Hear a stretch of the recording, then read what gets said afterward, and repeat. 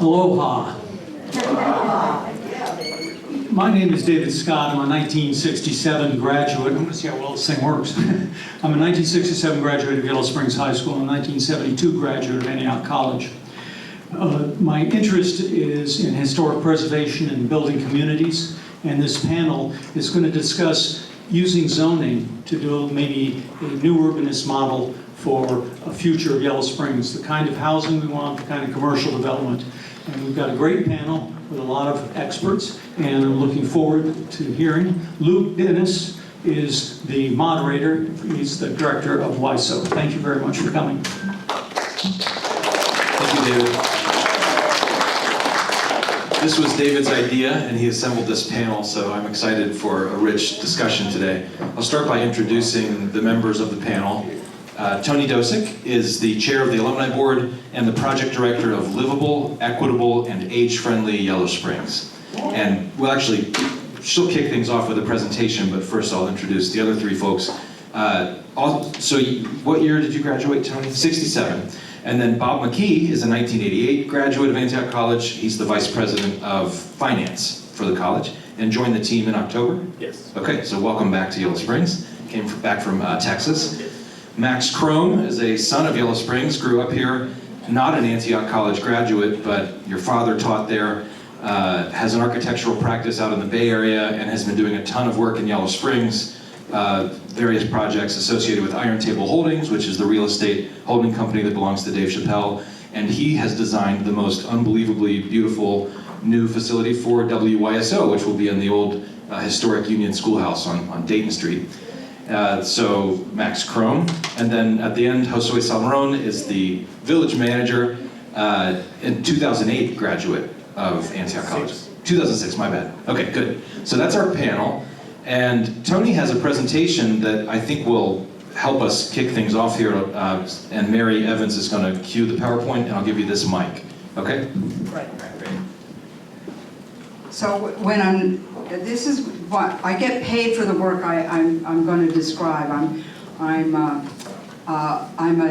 Encore Fellow with the Yellow Springs Community Foundation, focusing on livable, equitable, age-friendly Yellow Springs. Yellow Springs became an age-friendly community in 2019. This set up a 3 to 5 year process of understanding community needs and the lived experience around 5 domains of livability. I'm sorry, next slide. That's my fault. I've not done this before. So there's 8 domains of livability, and they are outdoor spaces and buildings, parking and transportation, housing, social participation, health and community support, jobs and employment, respect and inclusion, communications and information, and we in this community have added a 9th domain, respect, inclusion, resilience, and diversity. There are 900 age-friendly communities throughout the United States. There are 13 here in Ohio. We are the smallest. Skip to the slide past this.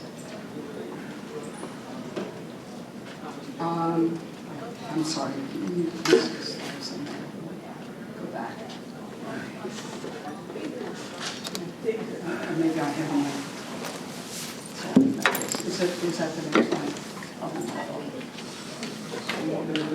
Yeah, benefits all. So one of the virtues, and I'm sorry about the confusion, one of the virtues of being an age-friendly community is it benefits all ages. We always use the example, if you have a curb cut, that benefits a child in a stroller, as well as it benefits somebody who might be in a wheelchair.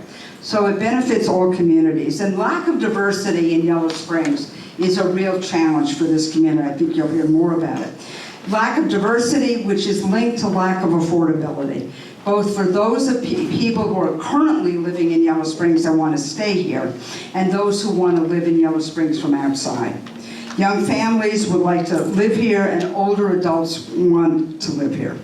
So we work with Home Inc., which is the affordable housing organization in Yellow Springs, also led by an Antioch grad, Emily Seibel, who you will hear from tonight. She's class of 2006, a classmate of Josue. And we're working on areas and issues around affordability. We will be building 32 units of affordable housing for seniors behind our firehouse, for those of you who live in Yellow Springs. Big accomplishment, we're doing that in partnership. Let's get to,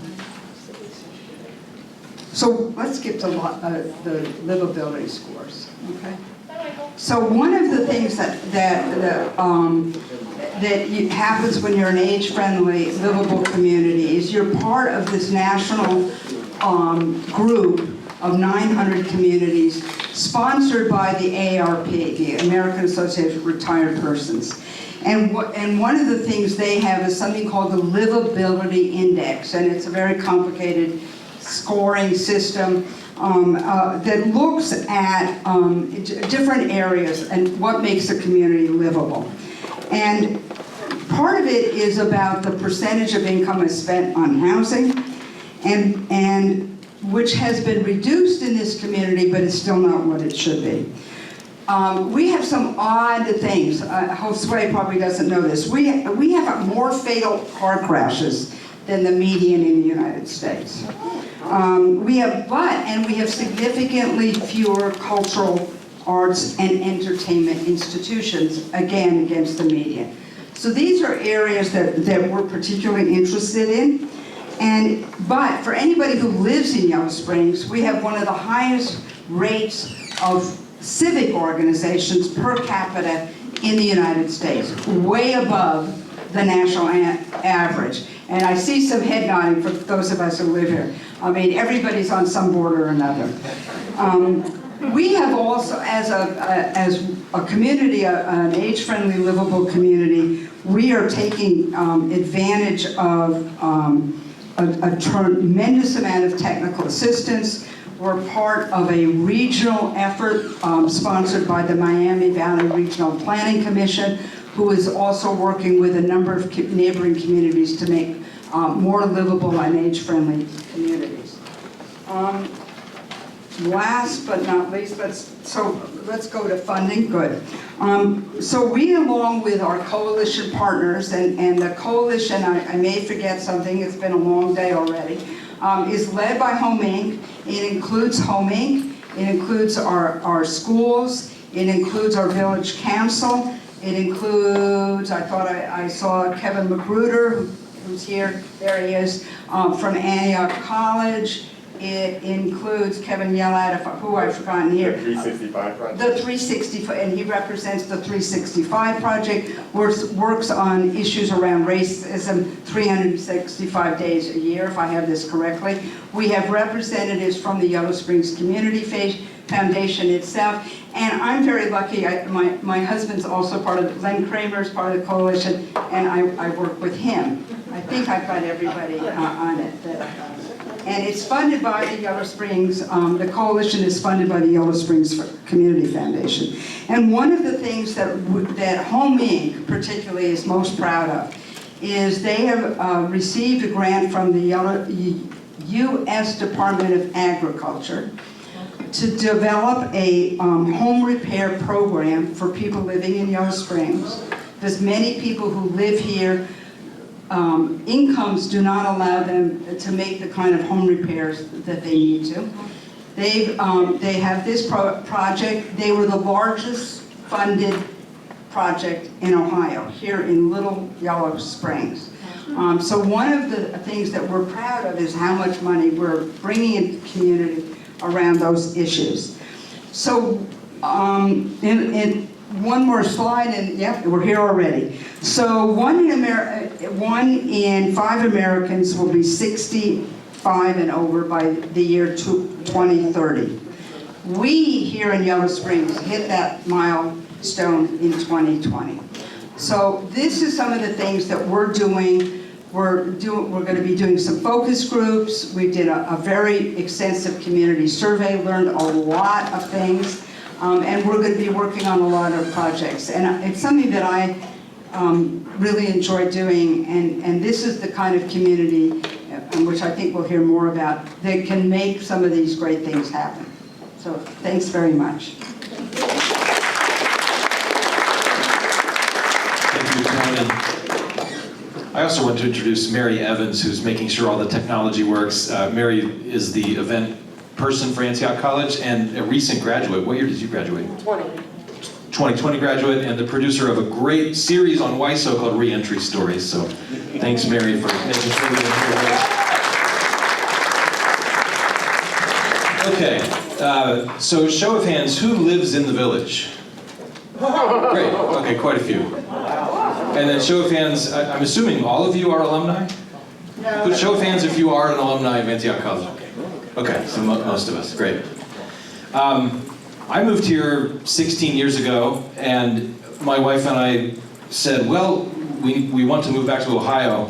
Where can we go? And we agreed the only place we wanted to live is Yellow Springs. So many people want to live in Yellow Springs. Just yesterday, in line at Trader Joe's, the guy asked me where I live, and he said, oh my God, I've been wanting to move to Yellow Springs forever, but I just can't afford it, right? So affordable housing is a big concern in the community. Also, you know, what is the continuing role of Antioch College and the cultural vitality of this place? So I hope that we can start to touch on some of those topics, but why don't we start by asking our panel, since the title of our discussion today is Building a Livable Community, what does a livable community mean to you? Let's kind of level set and talk about, because Yellow Springs is different, right? Go to Fairborn, go to Xenia. Yellow Springs is a very different community. What does a livable community mean to you? We don't have to go in order. You can just kind of grab a mic and go.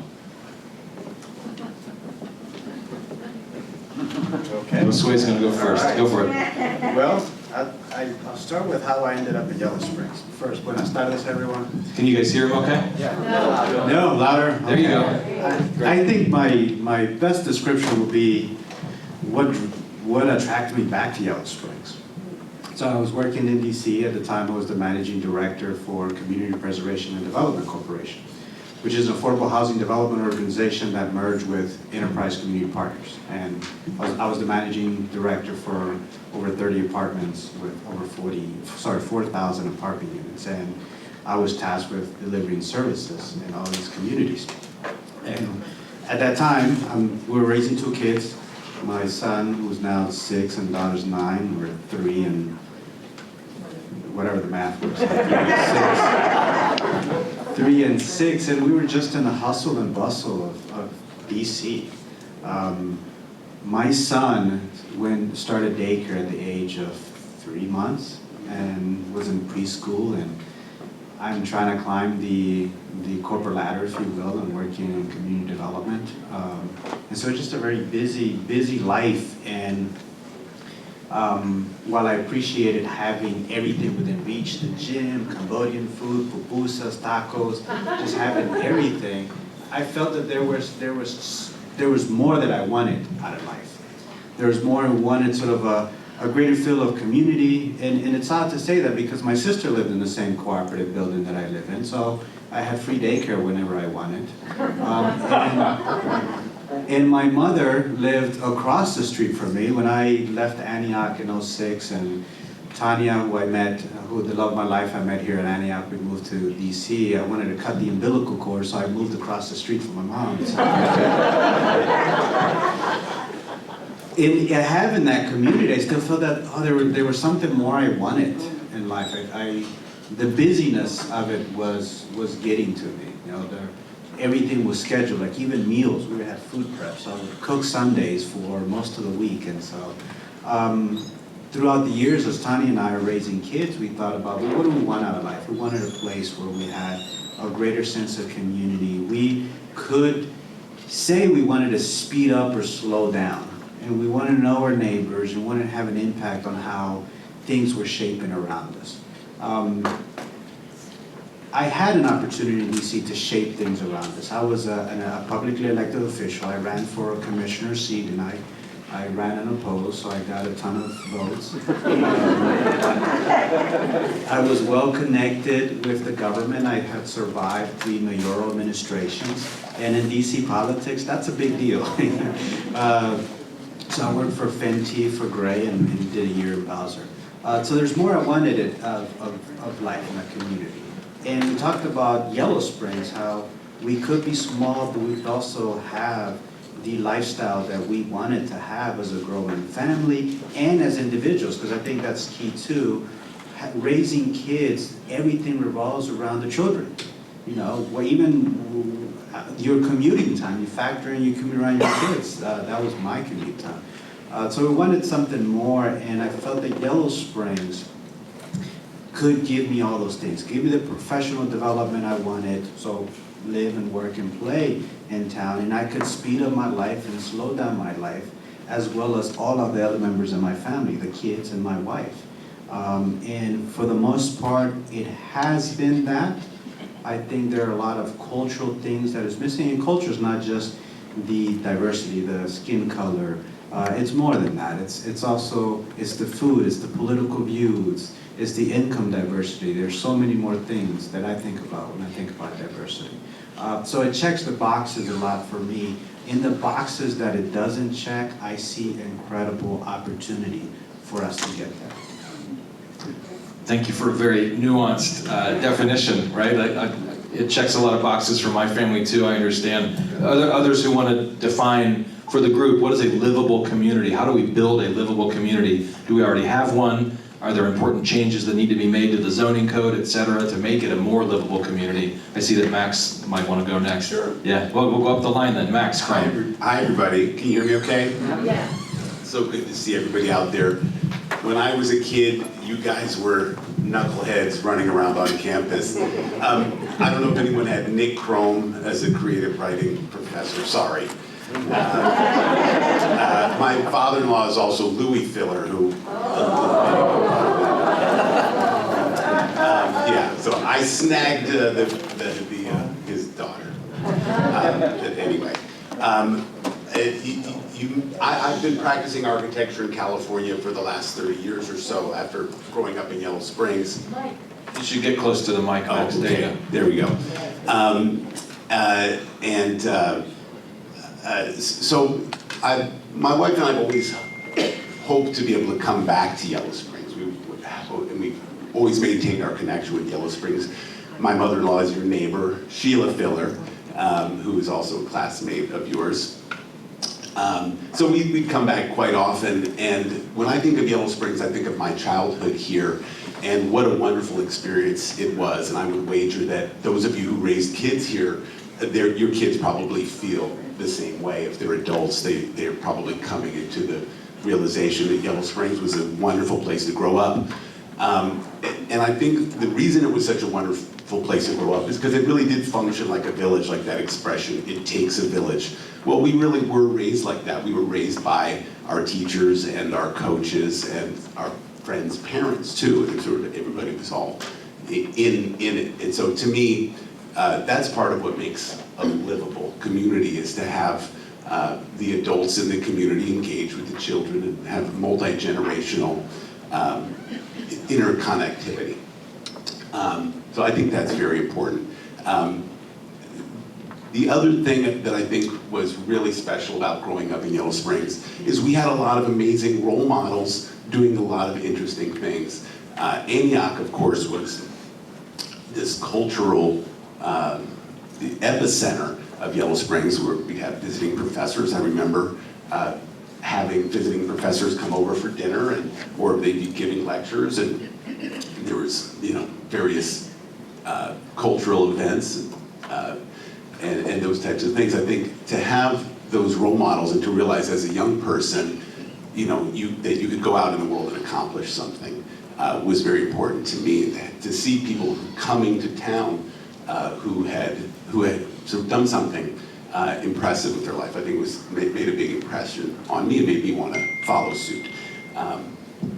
So to me, I don't know if that necessarily addresses what makes it livable, but to me that's what made it really special, and kind of what my hope is in returning to Yellow Springs is to bring whatever skills I've learned in architecture, bring them to bear into making Yellow Springs a better place. Thanks, Max. I did Yes. want to say one other thing. There was I want to make a small correction from the newspaper article that you may have read about me. It said that I was the record holder for the discus. but I'm also the record holder for the shot put. So. When you enter the high school, his name is still on the wall. Toni and Bob, what do you want to add to a definition of a livable community? And what elements of that do you see here made manifest in Yellow Springs? Well, I'm looking around the room and I see some people. Is your mic on? Sorry.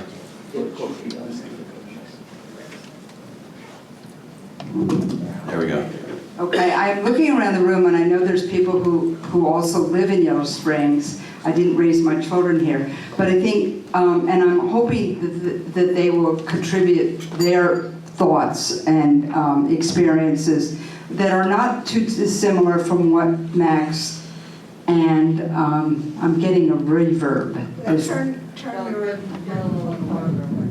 And so I would like more to hear from other people who live in Yellow Springs about what they consider livable. I think we're doing a pretty good job. I think as I mentioned, I think our biggest hurdle is affordability, because it pushes a certain demographic, and only that demographic, people who can afford to live here, and it's changing. It puts some pressure on all of us. We have an independent school district that we support, which means a lot in terms of high tax level.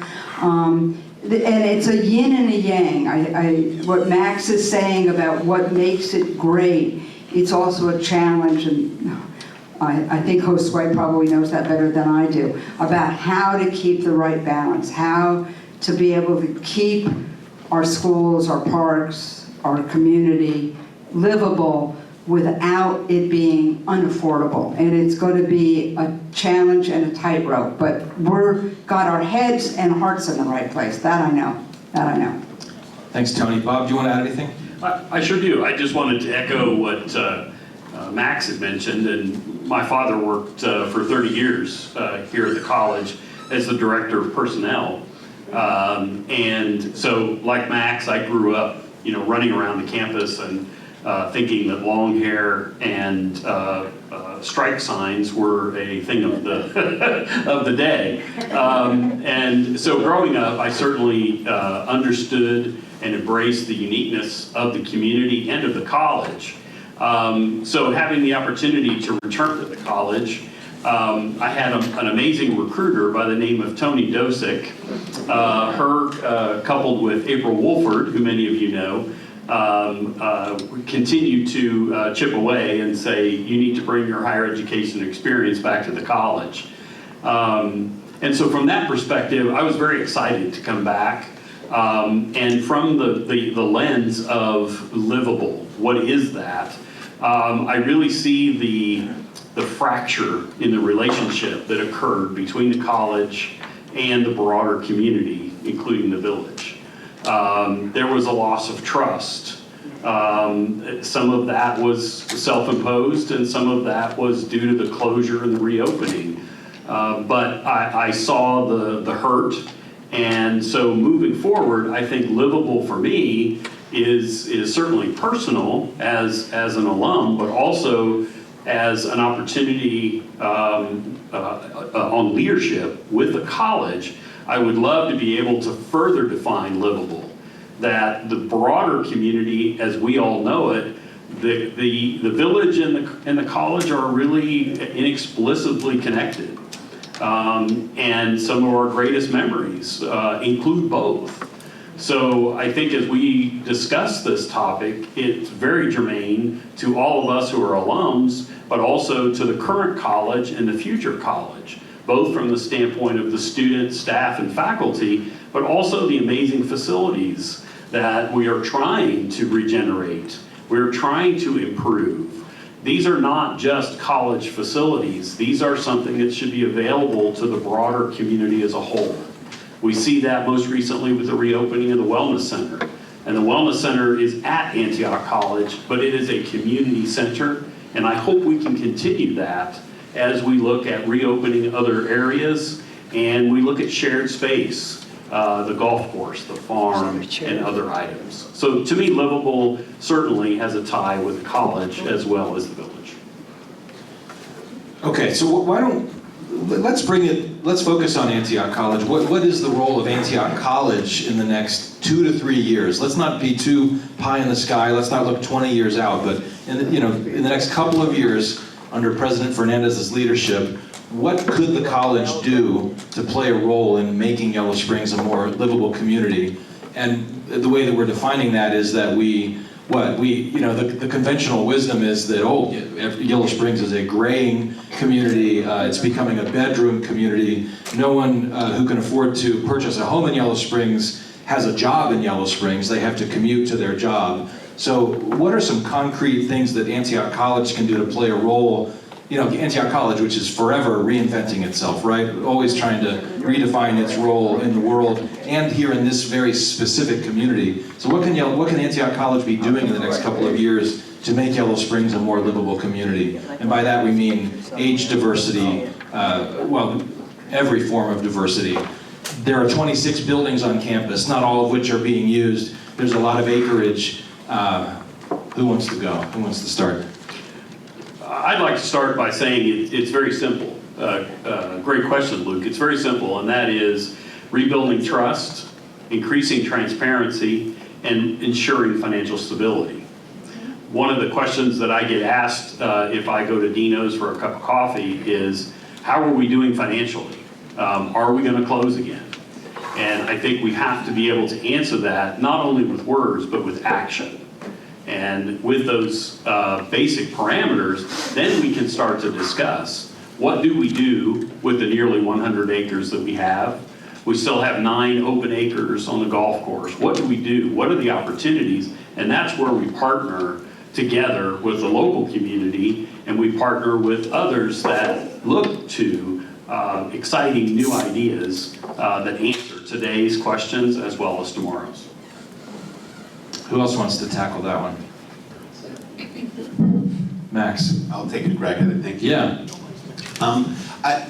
One of the great assets that Antioch has is its beautiful location, the beautiful campus, the beautiful buildings.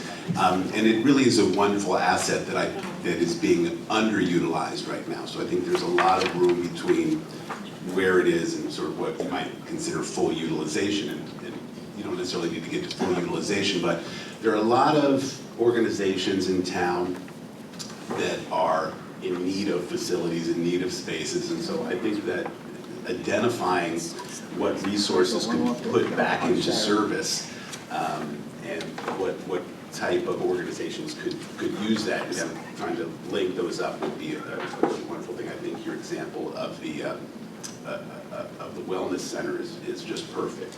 I think that's such a great connection between the village and the college. But I think it starts with kind of a master plan and the physical plant of Antioch College. You have these gorgeous, wonderful buildings. You think of Kelly Hall, the Fine Art Building, and other buildings that are sort of underused, but that are actually spectacular buildings. And that, if you guys remember the theater in Kelly Hall, 600-seat theater, could really be stunning and put into use for things like movie premieres even, or master classes, that sort of thing. But I think in order to get there, there needs to be a focus on how you get the physical plant to a level where you can start using those resources. So this is a community, Yellow Springs, that's forever visioning and brainstorming and trying to map out a path forward. There's a comprehensive land use document that exists. I remember when I first moved to Yellow Springs in 2006, every conversation had an Antioch person at the table. There was a conversation about the need for a performing arts venue in the village. And we thought, well, we can't move forward unless we understand what's going to happen to the Foundry. And is there an Antioch person who can join our steering committee so that we can have the inside scoop on what's happening at the college? And then there was the closure, of course, and then years of uncertainty. And I've noticed that a lot of times at those visioning and planning meetings, there's not always an Antioch person at the table. Josue or others who know the answer to this, is Antioch at the table with Village Council as we talk about land use, creative, adaptive reuse? here in the village. Is Antioch at the table? Absolutely. Did yours get turned off? Absolutely. Okay. I'm there. Not just you. Are there others from the? No, I think that I think that every committee that we have, we've had some form of representation of Antioch.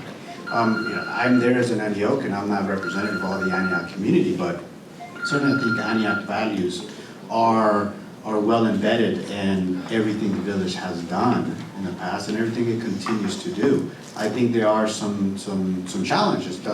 Max and I, before the meeting started, we were talking about I wanted to bring up some of the issues that we're facing now. Some of the issues that we're facing now are intentional policies that were created by community in Antioch. Everything that Yellow Springs is today is because of Antioch. Antioch as a physical place and Antioch as a community, as people. So now I think that there's been some challenges with the void in the leadership, or Antioch closing and then going through all these transitions. But I think Antioch is already starting to have that effect in our community of what happens next. As Bob, when you're going through the keynotes, it's not about, the question you asked is not about whether Antioch is closing, it's about what's next, right? I think we moved beyond that narrative, oh, is Antioch closing? I don't think that Jane has really changed that narrative and changed the feeling around what's happening in Antioch. It's about what is next, and I think that's an exciting opportunity. But look, to your question, yes, Antioch is well representative in what we do.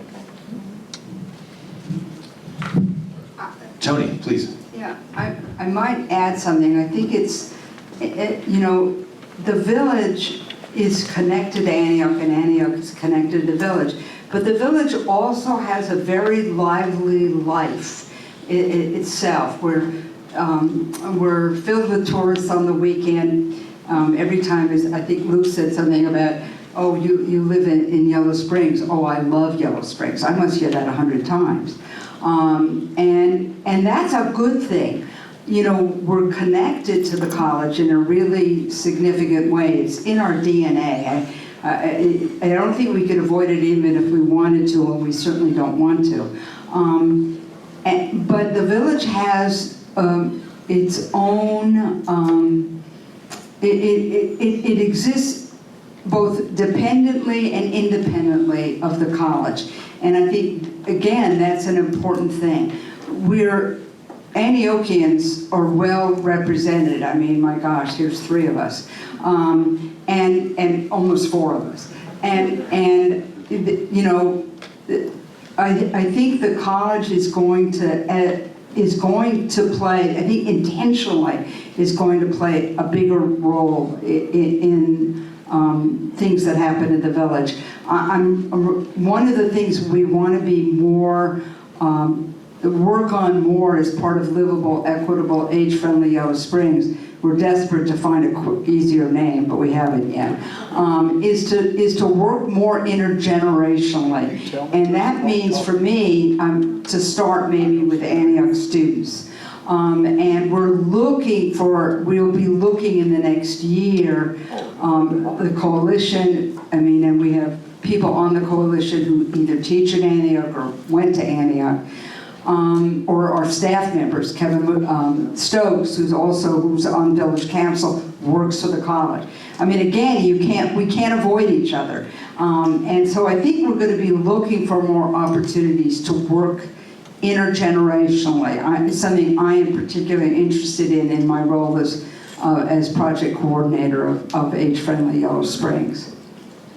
So age-friendly to your group is not just having amenities and a culture that is welcoming to retirees, but to all ages? Can you talk about, when you say age-friendly, what do you mean? Well, I mean, it's, again, in order to avoid saying livable, equitable, age-friendly, I kind of shorthand it as age-friendly, but it's being friendly for all ages.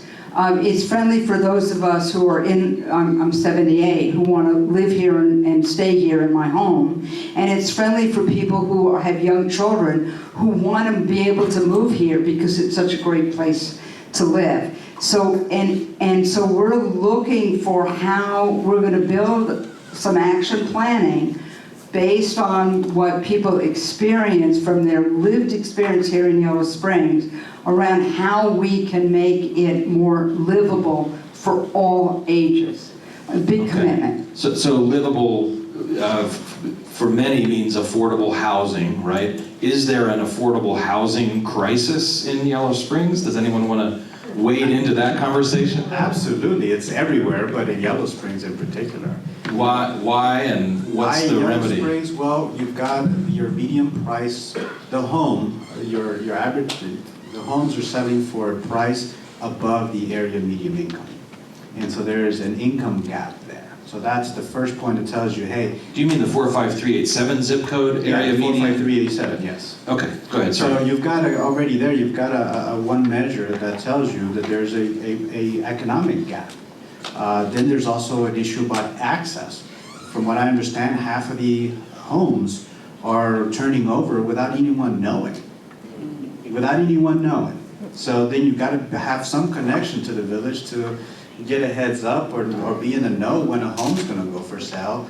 And so that there's an access issue of the homes that are going in the market, with the last couple months being an exception, because we've had homes sit for longer than usual. We would have homes sell for less than 24 hours, just hours. And it will go above bidding price. I was looking for in the room to see if William Firestone is in the house, because I was having a debate with him about who bought the ugliest house in town. I do.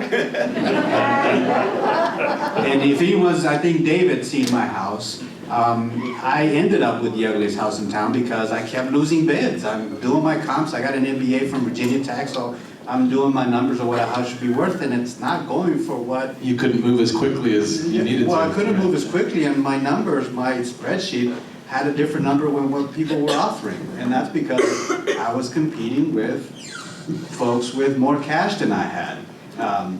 Could someone give us a definition of, Toni, go Let me ahead. just add something. We have a paradoxical problem, and it speaks to some of the things we talked about.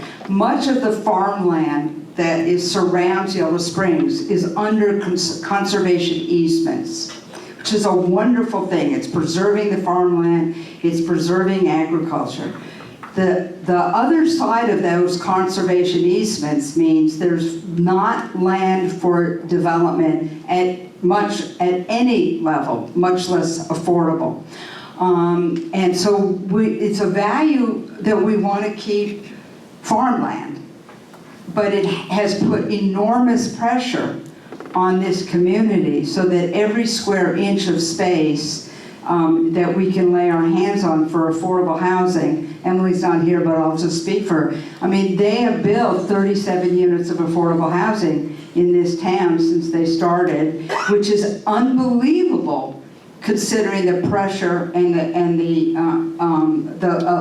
lack of actual land on which to build. So again, it's about, our values are a little bit in conflict, but so there it is. Yes. Bob, would you like to? And I'll add some context to that. 37 is great, but our demand, we commissioned a housing study in 2018, and at that time, the study identified the need for 500 units of all types, low, moderate, and high homes. If you built it, Are these for purchase, or does that also include rental it units included that are rental units affordable? as well. And this Okay. is in 2018, and we see that the housing demand has only increased since. And what also is happening in the marketplace, just last month, a construction report indicated that there's less permits and less construction happening in 2022, mostly due to inflation. Now we're seeing a rising interest rate environment. So you see housing production going down and housing demand going up. Bob, you wanted to add to Yeah, that? one of the biggest problems that we face at the college right now is as we continue to stabilize and we hire and recruit more, there's simply not inventory. So we're For staff trying and faculty yes, to live in the village. Exactly. Okay. And again, trying to find that inventory. So if we can look at that in a broader context, it's one of those, it's a coup, counter coup to the issue. I see Max wants to talk. Really quickly, I'm going to spend another 5 minutes with our panel and then open it up to questions from the audience, and I'll come find you, and Don Hollister gets to go first. All right, Max. Hi, yeah, I want to make an observation about sort of the aging population, and a lot of you live in Yellow Springs, and your peers with my parents and my wife's parents. And here's what I observe, is that if you look at my mother-in-law's house on Meadow Lane, it used to house 5 people in Yellow Springs, the median age, and there, was probably less than 20, right, when the kids were growing up. Now it houses 1 person, and I think you guys can look around the room and probably see that story in your own houses. And so that explains to me why, when I was growing up, we had probably, I don't know, we had a bigger population. I think it was like over 4,000 at that time. We had the same number of houses, possibly fewer. So I want to be really careful about, talking about the supply and demand of what's here. So yes, there is a high demand to live in Yellow Springs. Why? Because we're a cool place. We're awesome. We are a liberal enclave. We're very unusual. It's a very special place, and it's hip to be here. It's cool. People want to live here. But we don't have room for everybody. We don't have room for everybody who wants to be here. I actually think there should be a high bar for entry for middle class and affluent people. That high bar is probably having, having the amount of money to live here, but also having the jobs and the connections. I think it's a great thing that 50% of the houses change hands without anybody knowing, because that means it is going to someone associated with the village, and maybe it's going to a kid or a relative. So the couple solutions that I would like to offer. In terms of where we focus our energies in providing new housing, I think it should be for our workforce, right? I've always said, let the wealthy people fend for themselves. There may be a demand for 250 homes for people in my income bracket, but I don't think we should be in the business of building homes for those people. Let us fend for ourselves. It's the folks, our kids, our graduating high school students, our returning college students. Those are the folks who we want to create housing for. And so I think our energies as a community should go towards creating housing for that bracket of folks. So to me, what makes it a livable community is a community of people who live and work close together. Of course, some people are going to commute in, some people are going to commute out. But really what makes it livable is we live and work in the same place. And so if we have a workforce that can't afford to live here, that's the demand we should be worried about. So one last point. Yep. So thinking of those of you who are peers of my parents who may have property, maybe have a home that's paid off, I've been trying to put into place an idea where there would be an agency that connects the village, banks, homeowners, and vetted tenants. And so the idea would be that someone would take a home equity loan, you'd have the loan possibly guaranteed by the village or some other agency. You would have a tiny home built in your backyard, a little accessory dwelling unit. Because really, if you think of what affordable housing is, it's just small housing. Basically, you could call affordable housing and small housing, it's the same thing. So a tiny home is an affordable house, an apartment is an affordable unit. And so to use up some of these resources, this wonderful real estate where we have one person living where maybe 5 people used to live, to add another living unit there and create additional equity for the homeowner, an affordable living unit for the community. I don't know if we could solve our entire affordable housing crisis that way, but we can certainly put a little dent in it. Thank you, Max. Bob, and then Josue, and then I'm sure you guys have a million questions, so we'll go to the audience. Bob first. Luke, I just had a question from our virtual attendees. Great. And there was a question about the fact that affordability is being mentioned. Josue or Max, the question is, what is the cost of an average home in Yellow Springs? Do we have that data? It was in one of the cost of living reports. Kevin, maybe you can help me. I think it was like 280. That's the average sale price of a new Sale home in price, I Yellow? can't remember, but give me a couple of minutes, I can look I it was up. gonna say, I think it's a lot more than that at this point. Yeah, what's the median? I believe it can be looked up, you could Google it, Yeah. I'm pretty sure. Yeah, we can look it up. So that was the question, Bob, from the... Yes. Okay. Josue, you wanted to make a Yes, comment? I do. I wanted to add something or expand on something that Toni brought up, and one of it is the economics of our village. Prior to 2006, the village government could support its entire operation on income tax alone. It wasn't until 2006 that the village had a property tax levy for operations. And that's because we lost industries, we lost jobs. We can no longer support ourselves with jobs. That's happened to the other 3 taxing agencies or authorities in our community, the schools and the fire department. So these, all of us have had to put property tax levies before the voters to support operations. And we've continued to expand our services. The demand for services increased, the cost of our services has increased, and we have not expanded our tax base. And so that's adding to the tax burden of our community.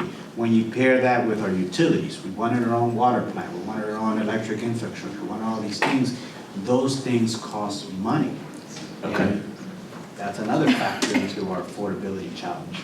We could talk about this for days.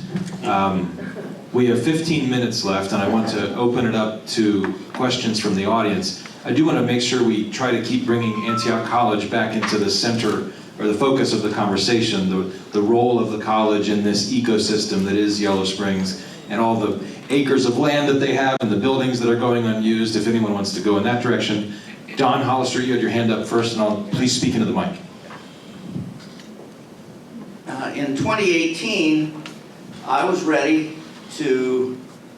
a participant in co-housing proposal that was a part of the Antioch Village vision for development in town on campus. Let's just say that was put on hold. And I have a 6-bedroom house. I would like to move to Antioch Village. So what's your question? That's not my question, it's a statement. Oh, okay. Oh, yeah. Is co-housing back on the table? Or other condos, apartment buildings, on leasehold from the college? Because you want to be first in line. Is that right? Is that what you're saying? I'm just asking the question. So as I mentioned at the outset, when Jane joined us as our new president, you can imagine the stack of plans that she had to review. And so everything is on the table and under review. And again, I think that concept is something that we have visited with several times, and it's something that we have to think about. But there is no official plan at this point. And I'm just, not a question, I'll just say, the concept of a green belt around Yellow Springs, I don't have a source on this, but I always heard it was because an Antioch student wrote a paper suggesting Yellow Springs should adopt a green belt. Thank you, Don. Okay, let's go here, and then here, and then here. And David has a mic. Thank you. I live in a former Antioch building, so it obvious is in the past buildings have been sold off. I live in Marshall Can we House. ask people to introduce themselves? I'm Michael Brown. I live across from Max Crome's place at Whiteman and Xenia Avenue. And it is a formerly Marshall Hall, or as in some photos, it was nicknamed Mars Hall. It was also the Encounter House at one point. So it was, hey, cool, come on by. Anyway, so obviously the campus has sold off property in the past. So that's one aspect that deserves comment. But also, when we talk about livability, the boxes that I checked when we visited more than 30 years ago were the businesses. And nobody on the panel, unfortunately, has mentioned the businesses, which are very important. So I saw a grocery downtown, very important. I saw a drugstore, a hardware store, at that time a dry cleaner. I saw coffee places. Well, they weren't as popular more than 30 years ago as they are now, but we actually have like 3 or 4. But it was the checkoffs that the movie theater, there were just all these businesses and a vibrant downtown core. So that to me, and if anybody wants to comment, is what I checked off. Also the independent school system, we raised our kids here and they did well. All those things were things that I checked off. It wasn't really, we couldn't afford to buy. We rented for 5 years on Cemetery Street in what's often called Neilville. Very affordable at that time, a very small house. And it was only because we were expecting our third child that we had to move out of that tiny house. But anyway, if anybody wants to comment on those aspects. Thanks, Michael. Who wants to respond to Michael? Can you respond loudly too? We're having some people that can't hear very well in here. Sure. Michael, I think that's an excellent point, and that's, I think, why people are attracted to certain towns over others. That sort of balance of activities that happen, what they may be attracted to. And I think it's clear right now that there is a surge in tourism in Yellow Springs. I think Antioch could probably capitalize on that somewhat through, just kind of harnessing some of that foot traffic that comes through town, maybe having some kind of representation downtown in a way to drive people to campus, kind of create awareness about that it's even here. These tourists, they come here to see the cute little downtown. They don't come here to see Antioch. There's probably a way to pull some of them down there. I think we've lost these industries that we've talked about, Vernay Labs, Morris Bean certainly in decline, and other industries where people work. I think bringing industry back to town is very important, sort of creating the jobs that will bring the income. But I think that's really important. Thanks, Max. I'm going to keep it moving with the questions. Please introduce yourself. Mark Oliver. I have a question. If we're going to focus on low median income, I'm interested in the tax structure. What is the tax structure? Is it progressive so that you could allow people with low median incomes to pay less than people with high incomes? And how is that determined? The tax structure? The tax structure is determined by the Ohio Constitution and Revised Code. So we're limited on what we can tax. The village government is supported through property taxes and income taxes. And there are a few other revenue streams that are much smaller, but the general fund is supported by those two primary pots of money. Roads, we get some contribution from the gas tax, license registrations, which are small, kilowatt tax for electricity sales that are sold, but there isn't a progressive tax system. We also have a very generous tax policy in the village where we tax 1.5% of earned income on people that work here. We provide 100% credit to people that live here and work somewhere else.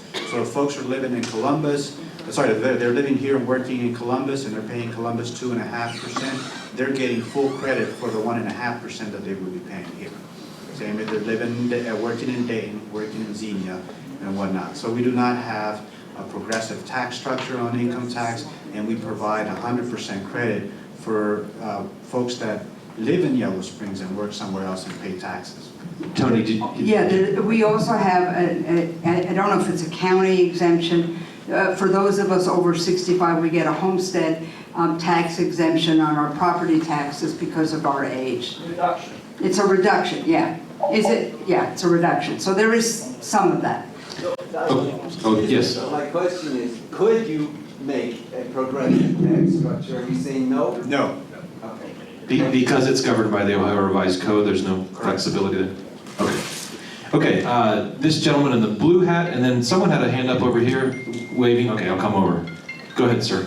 Yeah, my name is Mark Palmras. I'm a retired urban planner and subsidized housing project manager. So what I'm interested in is I see the college owns a lot of land that they've talked about developing for many years, and at the same time, as noted before, I see downtown Yellow Springs as a huge regional attraction. It's jammed. It's probably the biggest regional attraction in the Dayton area.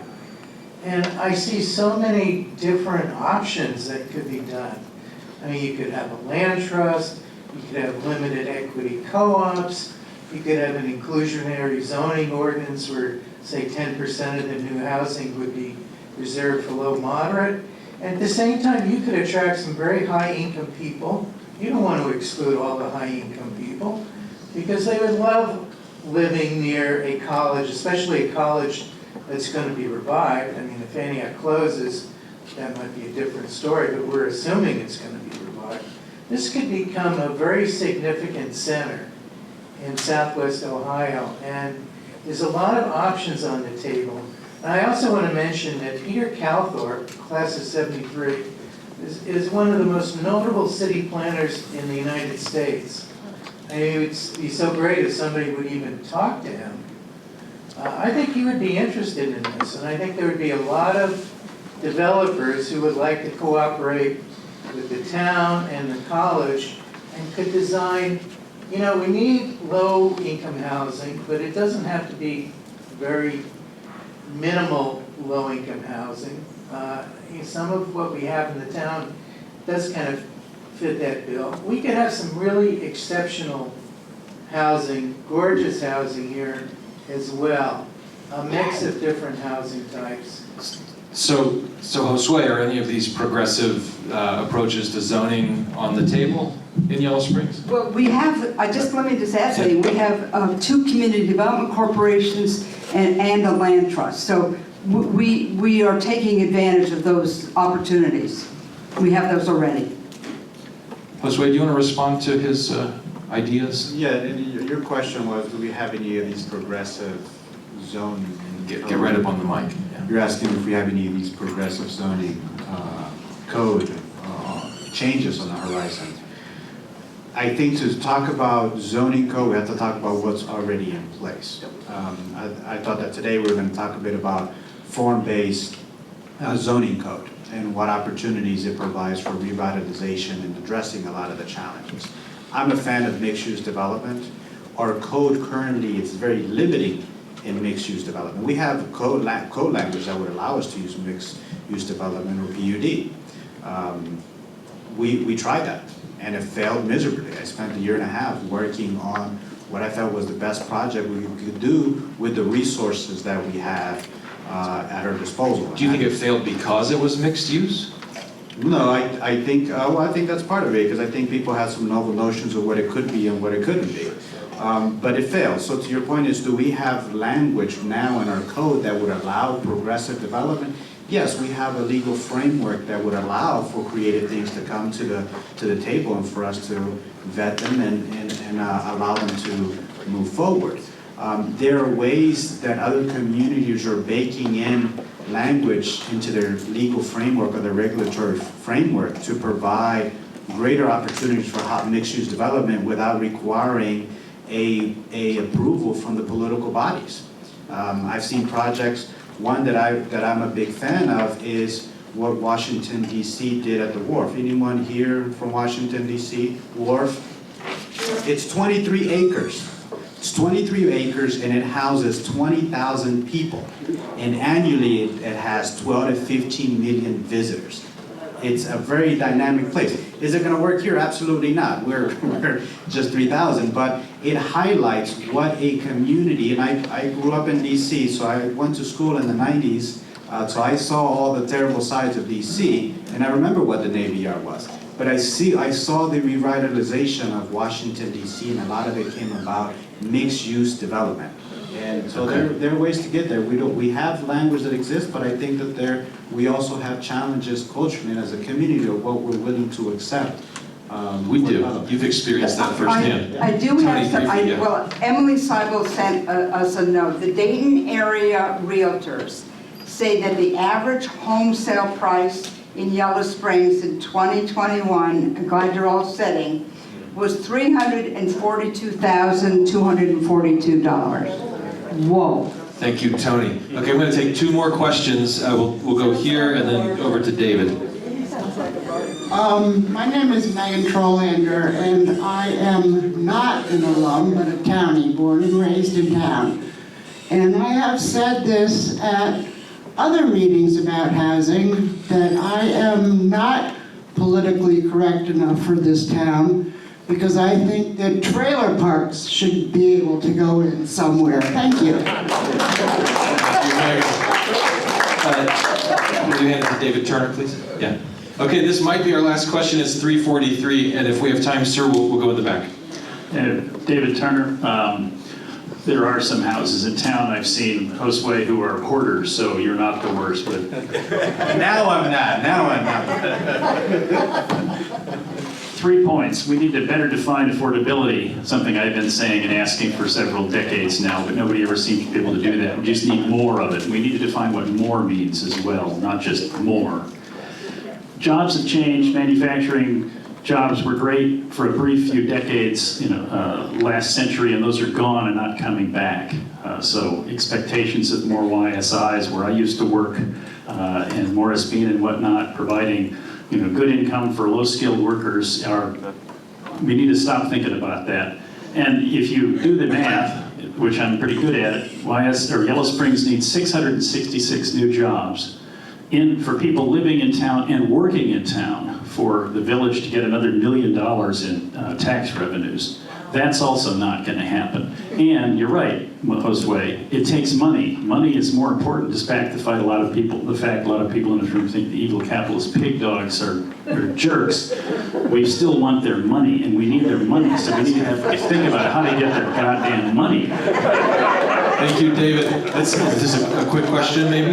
Could I respond to David's point about creating jobs? Like, my dad worked at YSI after he left Antioch. My mom worked at Vernay Labs her entire career. But there is an opportunity to create jobs again in town. We have a burgeoning entertainment industry that could be supported in town. When I was a kid, there was so many opportunities to do theater and things like that. There's a real opportunity in town to create jobs within that industry, within the tourist industry, and within the entertainment industry. And it's possible to attract other kinds of industry too, but I think we have to look at what's on the table right now. Hi, my name is Stu Lauterbach, class of 72. I live in Santa Rosa, California, so I'm shocked at how cheap it is here. That being said, the Governor Newsom got legislation through that it requires coding to build in-law units on any property. It's been a NIMBY. You can't build an in-law unit. Can you do that? Can you code it so that it says, we want you to build a room out back, and if you're 80 and you can go live out there and rent out your 5-bedroom house? Yeah, I think there's two things to that. One, we're in Ohio, which is a strong private property rights, people doing what they want to do on their property. Our current code doesn't automatically allow a accessory dwelling structures. That's a conditional use process, so there's some challenge with that. Also, we have a lot of our residential zones are mostly residential A, which only allows single-family units. So there are some barriers in our zoning code that stem from a lot of the code that happened throughout the country in the 50s and 60s, and so we're still living those effects. When you add the elements that Yellow Springs adopted no growth policy in the 70s, did away with its building department, and refused to put money in its infrastructure, we're dealing now with the stormwater issues, with the deteriorated water lines, sanitary systems, and all these things. So we're working so far behind on the things that we should have been doing that it does require a whole lot of work. We have looked at inclusionary zoning policies. There are some of those things that we can do. We just don't have enough developable land and development happening where we can actually execute on those strategies. But in short, we're going to be looking at allowing duplex or two-family housing development across the village. It's going to be a political mess because there's folks that like their 1 acre, 2 acre properties on certain part of town that are gonna push back on duplexes. But that's something that we'll be looking at in next year. Thank you, Josue. So there are two people in the back row who really, are they questions or comments? Catherine, do you want to go? Yeah, okay. We have two big buildings, Fells and Kettering. The YSO's leaving Kettering, right? Could they be used for apartments? Could they be small business incubators? What's going on with the two? I don't want to speak out of turn, this is Bob's territory, but I say yes, there's great opportunity there. Bob, what do you think? I would love to see an entrepreneurial center like Antioch had in the past. It has a long history of being business incubation. Bob, is it going to happen? Yeah, is it going to happen? We'll see. But can it be discussed? Absolutely. And I think that's where we are. The opportunity is we do have four buildings that aren't being used. How can we better use those, and how can we do that in concert? So now's the time to continue those conversations. Thank All right, you. folks, this really is the last one. Kathy? Hi, I'm Kathy Properhoff, class of 1967 with Toni.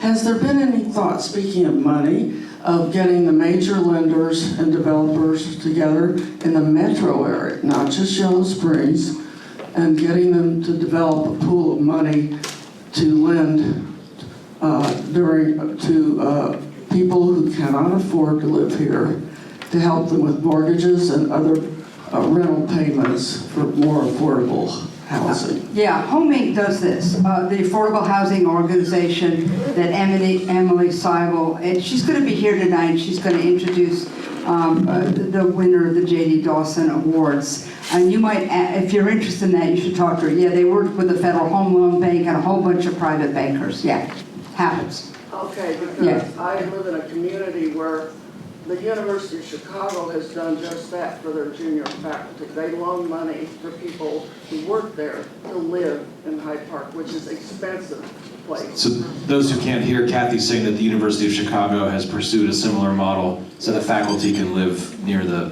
campus. And staff, great. Well, okay, so we could talk for days and days, but we won't. I want to be mindful of the time. I want to thank our awesome panel for sharing their thoughts. I love being in a room full of Antiochians. The questions are always great. Also, there are many statements, and those are always great too. David, do you want to say anything in closing? No, just thank you very much, Luke. You did a beautiful job. My pleasure. Moderating Snake Pit.